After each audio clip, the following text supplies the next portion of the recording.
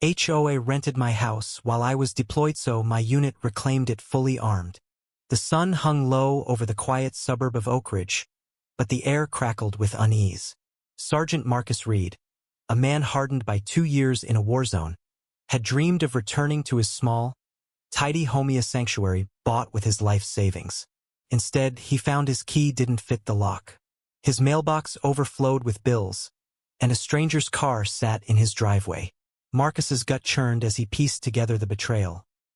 His HOA president, Karen Whitaker, had rented out his house while he was deployed, pocketing the profits without a shred of remorse. Karen was the neighborhood's self-appointed queen, her smile as sharp as her tongue. She'd always resented Marcus for refusing to join her HOA, calling his unkempt lawn a disgrace. When Marcus deployed, Karen saw opportunity. Forging documents, she claimed his house was abandoned, leased it to a young couple, and funneled the rent into her own account. The couple, unaware of the fraud, had settled in, hanging curtains Marcus's late mother had sewn. The violation burned in Marcus's chest like shrapnel. He called his unit brothers who'd faced death with him. 5 men, armed and loyal, rolled up in a Humvee at dawn. Karen, tipped off by a nosy neighbor, stood on the porch, clutching a bouquet of daisies as if it could shield her. "This is my property now," she shrieked, her voice a mix of defiance and panic. The young couple cowered inside, caught in a nightmare not of their making. Neighbors gathered, whispering, phones recording the standoff. Marcus stepped forward, his voice low but steel. "You stole my home, Karen. Step aside or we'll take it back." His unit fanned out, rifles at the ready, their presence a silent promise of force. Karen's eyes darted, calculating. She waved the flowers, playing victim. "You're threatening a woman over a misunderstanding?" she cried, loud enough for the cameras.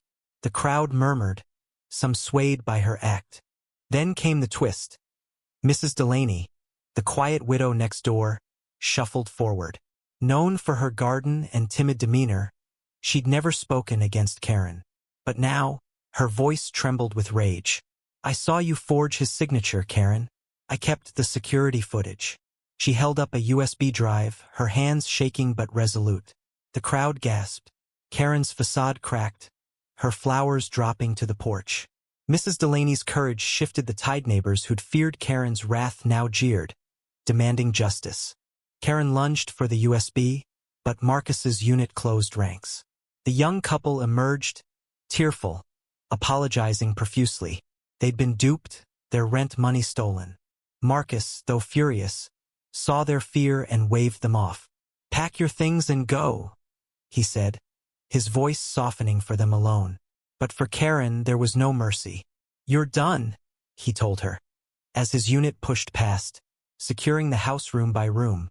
The police arrived, too late to stop the reclamation but not to cuff Karen. Her screams echoed as they led her away, her daisies trampled underfoot. Marcus stood in his reclaimed living room, surrounded by his unit, but the victory felt hollow. His mother's curtains were gone, replaced by cheap blinds. His sanctuary was tainted, the trust in his community shattered.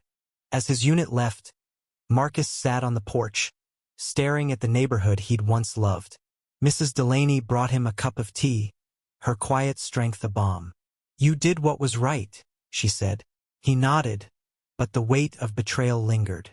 Karen's greed had exposed the fragility of community, how one person's malice could unravel years of goodwill.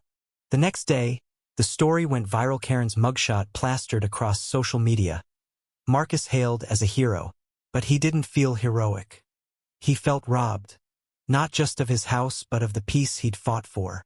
The young couple sent a letter, vowing to testify against Karen. Mrs. Delaney's footage sealed her fate. Fraud, forgery, and theft charges piled high. Marcus rebuilt, but the scars remained. He planted daisies in his yard, a bitter reminder to stay vigilant.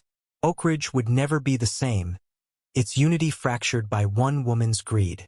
Yet Mrs. Delaney's bravery sparked hope, proof that even the quietest voices could demand justice. What would you do if your community turned against you? Share your thoughts on trust, justice, or betrayal in the comments below.